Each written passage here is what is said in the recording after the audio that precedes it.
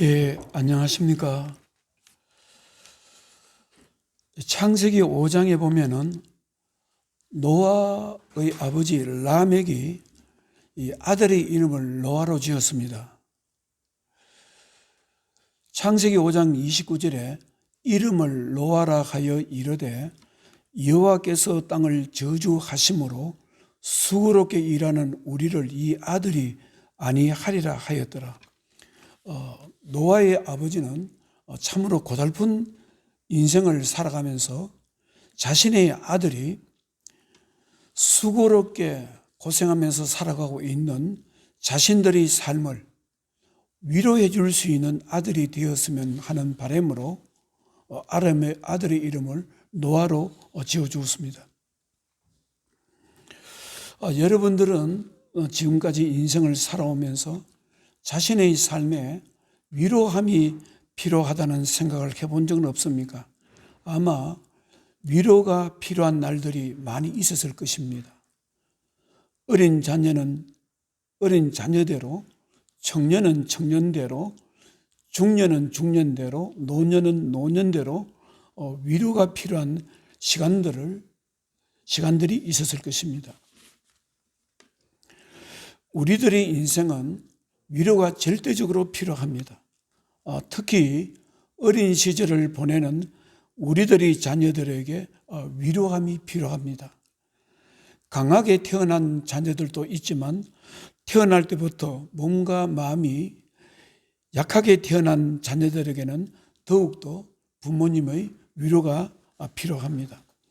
그런데 위로는 부모님만의 위로가 필요한 것이 아니고 친구들의 위로함도 필요합니다. 자신의 마음이 공고할 때, 힘들 때 자신의 마음을 만져주고 위로해주는 친구들이 필요합니다. 여기서 2장에 보면 욥이 큰 환난을 당했을 때 친구 셋이 욥을 위로하기 위해서 옵니다. 여기서 2장 11절에 그때에 욥의 친구 세 사람이 이 모든 재앙이 그에게 내렸다 함을 듣고 각각 자기 지역에서부터 이르렀으니 곧 대만 사람 엘리바스와 수아 사람 빌닷과 나마 사람 소발이라. 그들이 욥을 위문하고 위로하려 하여 서로 약속하고 오더니. 우리들의 인생은 즐거운 날들만 있는 것은 아닙니다. 외로운 날도 수없이 많습니다. 괴로운 날도 수없이 많습니다. 몸과 마음이 지쳐 있을 때도 수없이 많습니다. 낙심될 때도 있습니다. 우리들의 인생에는 위로자가 필요합니다. 서로가 서로에게 위로자가 되어야 합니다. 그런데 살다가 보면은 아무리 가까운 친구라 할지라도 위로하지 못할 때가 있습니다.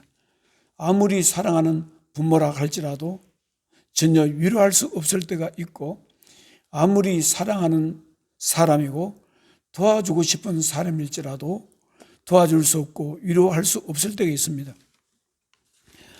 저는 성경을 보면서 정말 좋아하는 단어가 하나 있습니다.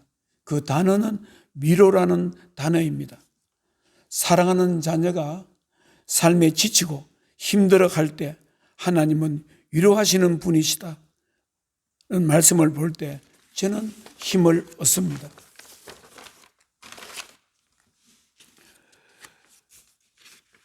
사랑하는 성도 여러분, 성경은 하나님께서 사랑하는 백성이 고통당할 때, 위로함이 필요할 때 하나님은 구원자이시고 하나님은 위로자이심을 수도 없이 강조하고 있습니다.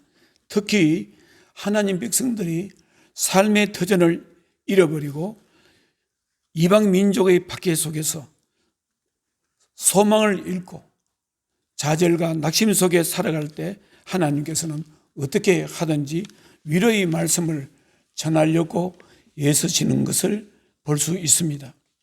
이사야서에는 하나님의 위로의 하나님이시다 는 말씀이 많이 기록되어 있습니다.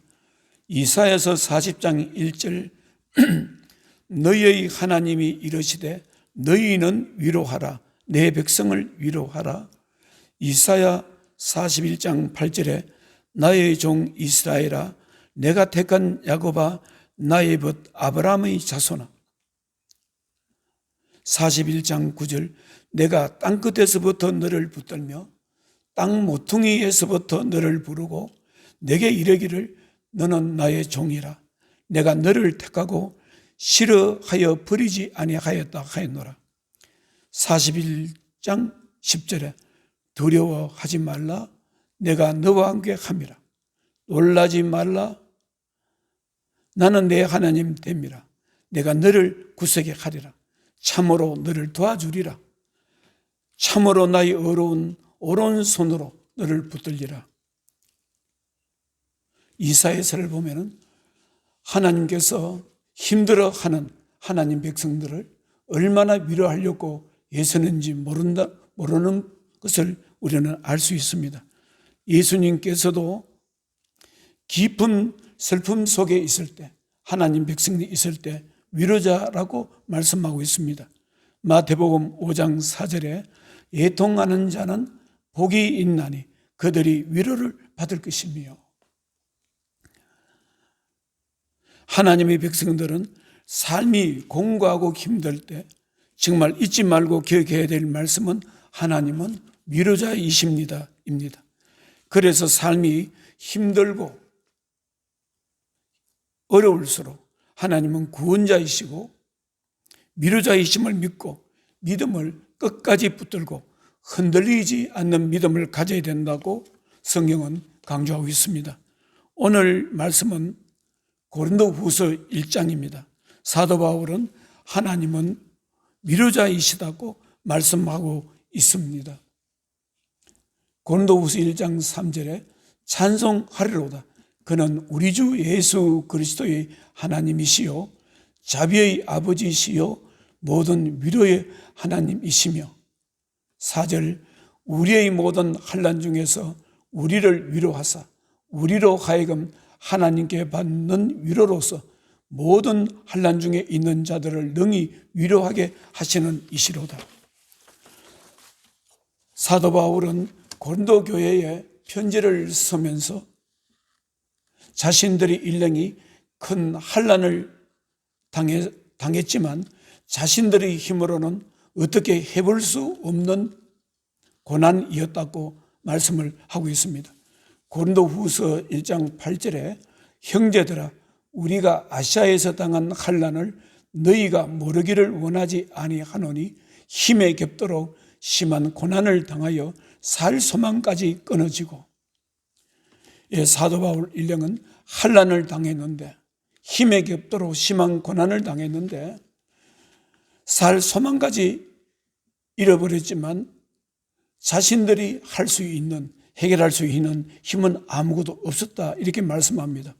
그러나 이러한 상황에서 낙심하지 않고 사랑하는 자녀가 큰 환난을 당했을 때 구원해 주시는 하나님을 의지하면서 간절히 기도했다고 말씀하고 있습니다. 9절에 우리는 우리 자신이 사형 선고를 받은 줄 알았으니 이는 우리로 자기를 의지하지 말고 오직 죽은 자를 다시 살리시는 하나님만 의지하게 하심이라. 사도 바울은 이런 환난 가운데 절망하지 않고 끝까지 하나님을 의지하고 기도했습니다. 그런데 하나님께서 기도를 응답해 주셨습니다. 10절에 그가 이같이 큰 사망에서 우리를 건지셨고 또 건지실 것이며 이후에도 건지시기를 그에게 바라노라. 사도 바울은 큰 환난 가운데서 사형 선고를 받은 것 같은 그런 상황 가운데서 하나님을 바라고 끝까지 붙들었더니 하나님께서 위로해 주셨다 합니다. 자신들이 당한 고난도 엄청나게 힘들었지만 자신에게 베풀어 주신 하나님의 위로하심도 놀라울 만큼 큰 것이었다고 말씀하고 있습니다. 고린도후서 1장 5절에 그리스도의 고난이 우리에게 넘친 것 같이 우리가 받는 위로도 그리스도로 말미암아 넘치는도다. 사랑하는 성도 여러분, 여러분들은 신앙생활 하실 때 참으로 힘들고 고된 시간이 찾아왔을 때 그러한 시간을 어떻게 견뎌내고 있습니까? 힘들고 고된 시간들, 말로 표현할 수 없을 정도로 힘든 시간들이 찾아왔을 때 어떻게 견뎌 왔습니까? 아마 믿음이 무너지는 경험도 했을 것입니다. 기도의 줄이 끊어지는 경험도 했을 것입니다. 세상이 원망스럽고 자기 자신의 비참한 모습을 보면서 자신의 신세를 비관할 때도 있었을 것입니다. 살고 싶다는 생각도 사라지기도 했을 것입니다. 이러한 때 여러분들은 믿음에 대해서 어떤 생각을 가져보았습니까? 사도 베드로는 그 당시에 예수를 믿으면서 엄청난 시련과 시험 속에서 고통을 당하면서 하루하루 살아가는 하나님 백성들에게 편지를 쓰면서 이런 말씀을 했습니다. 베드로전서 1장 6절에 그러므로 너희가 이제 여러 가지 시험으로 말미암아 잠깐 근심하게 되지 않을 수 없으나 오히려 크게 기뻐하는 도다. 베드로전서 1장 7절에 너희 믿음의 확실함은 불로 연단하여도 없어질 금보다 더 귀하여 예수 그리스도께서 나타나실 때에 칭찬과 영광과 존귀를 얻게 할 것이니라. 사도 바울은 그 당시에 예수를 믿으면서 모든 것에서 부족하고 어려운 삶 속에서 시험과 시련과 고통 속에 있는 백성들이 끝까지 믿음을 붙들고 예수 안에서 구원을 찾는 그들의 모습을 보면서 칭찬하는 모습을 볼 수 있습니다. 너희 믿음의 확실함은 불로 연단하여도 없어질 금보다 더 귀하여, 불로 연단하여도 없어질 금보다 더 귀한 믿음을 가지고 그 어려움을 견뎌내는 백성들에게 예수 그리스도께서 다시 오실 때 칭찬과 영광과 존귀를 너에게 주실 것이다. 이렇게 말씀하고 있습니다. 여러분들은 베드로의 말씀을 어떻게 생각하십니까? 저는 사도 베드로가 하신 말씀을 오늘을 살아가는 우리들도 가슴에 받아들일 수 있어야 된다는 생각을 해봅니다. 사도 베드로는 성도들이 처한 삶의 환경과 문제가 비록 힘들고 어렵고 고되더라도 참아낼 수 있는 믿음을 예수님께서는 기뻐하시고 이런 믿음을 가진 사람에게 은혜를 베풀어 주시고 그들의 삶을 지켜주실 것이라고 말씀하고 있습니다. 저는 지난주 화요일 날 20 몇 년 만에 저희 동기 목사님을 만났습니다. 만나서 이제 이런저런 이야기를 하면서 저는 많은 위로를 받았습니다. 이분은 연세가 70대 후반인데 사모님이 여러 해 전에 암으로 돌아가셨습니다. 그리고 자신은 전리선 암, 말기 전리선 암으로 지금 4년째 투병 생활을 하고 있다고 했습니다. 교회는 이제 정년 퇴임하였고 개척교회를 하면서 온갖 고생을 다 해보았다고 합니다. 정년 퇴임하면서 개척교회는 폐쇄되었다고 합니다. 이제 그 상황을 우리가 한번 생각해 봅시다. 한 사람의 목회자가 개척교회를 해서 한평생 힘들게 어렵게 살았고 이제 그 교회는 이제 너무나 규모가 작고 교회를 더 이상 유지할 수 없어서 교회는 폐쇄되었고 함께 일하던 사모님은 암으로 돌아가셨고 자신은 이제 병으로 투병 생활하고 있고 이제 자기가 앞으로 살아갈 돈은 한 푼도 없습니다. 얼마나 힘들고 얼마나 많은 생각이 있었겠습니까? 그런데 이분이 자신이 군에 갈 때 월남전을 참전했다고 합니다. 월남전을 갈 때 세 번을 신체 검사해서 이제 떨어졌다고 합니다. 떨어졌는데 세 번째 떨어졌을 때 집으로 가라 하더랍니다. 자신은 가지 못하겠다고 그랬답니다. 그걸 왜 가지 못하겠느냐? 나는 자존심이 상합니다. 나는 교회 신앙생활을 열심히 하는데 교회 성도들에게 나는 군에 간다고 다 인사를 하고 그것도 2번이나 했는데 지금 또 떨어져서 어떻게 내가 가겠습니까? 나를 보내달라 하니까 그래서 월남에 참전을 하게 된 겁니다. 이등병을 달고 월남전에 갔습니다. 그런데 월남전에 가기 전에 강원도에서 오음리에서 이제 몇 주간 훈련을 합니다. 훈련을 할 때 그 당시에 월남전에 참전하는 분들은 1년 월급을, 봉급을 미리 주는 것입니다. 1년 월급을.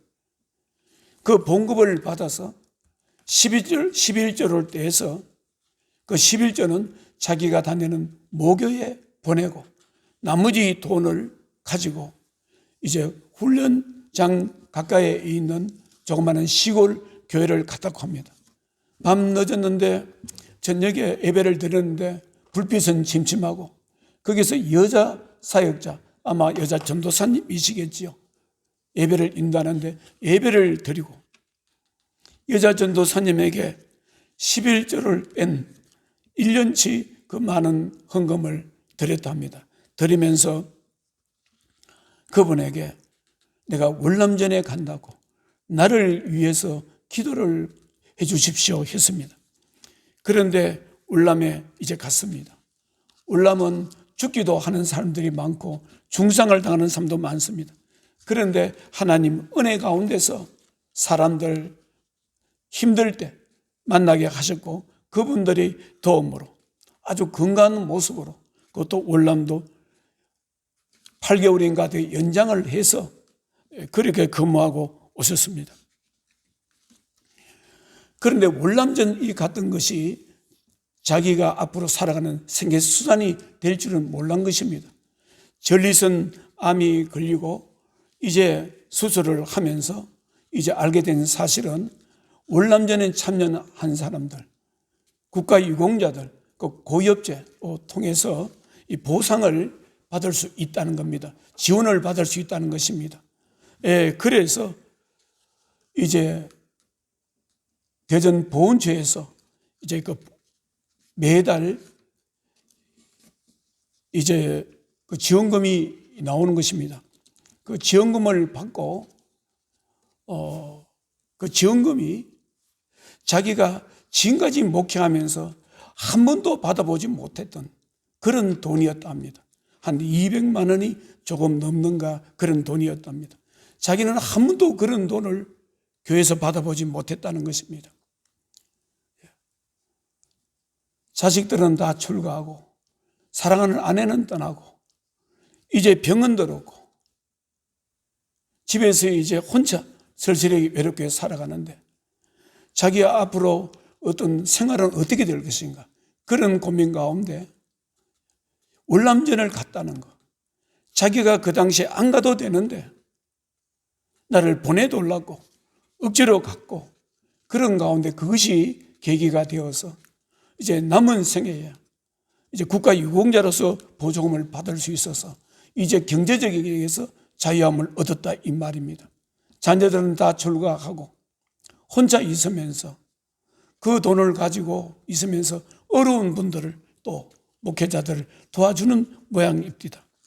그러면서 자신은 집에 혼자 있을 때 밤에 있을 때 너무나 하나님의 위로하심 자기를 잊지 않고 기억하셨다는 것을 감사해서 울 때가 많이 있다고 그런 말씀을 합니다. 저는 그 동기 목사님을 통해서 참 정말 위로함을 받았습니다. 믿음이라는 것은 이런 것이구나. 아무리 힘들고 어렵더라도 힘든 그 자리에서 좌절하지 않고 실망하지 않고 하나님을 끝까지 붙드는 사람에게 하나님은 기억하시고 하나님께서 위로해 주신다는 말씀을 참 큰 위로를 받고 왔습니다.